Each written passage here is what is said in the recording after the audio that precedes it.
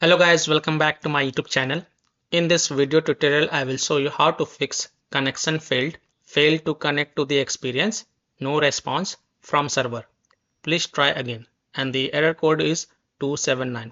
So if you're getting this error in the Roblox game, then here follow the fixes.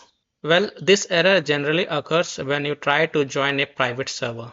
So the first fix is to connect to a VPN. So you can connect to VPN such as Proton VPN, NordVPN, Kaspersky VPN, Cloudflare, etc. And then you can check. You can download and install this VPN from the Play Store if you're getting this error in mobile. And if you're getting this error on PC, then you can download the trial version of Proton VPN or NordVPN from the internet and then launch the VPN app and then connect to a different location than your current location. And then you can go ahead, launch the game and check if your problem is solved or not. This fix has solved the issue for many players, so I hope this will work for you as well.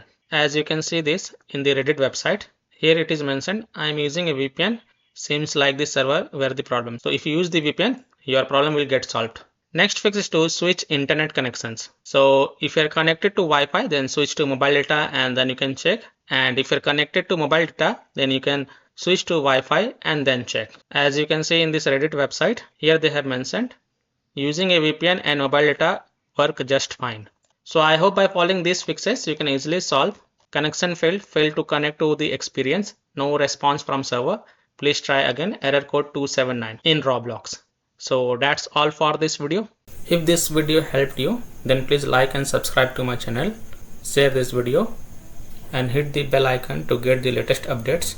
Thank you.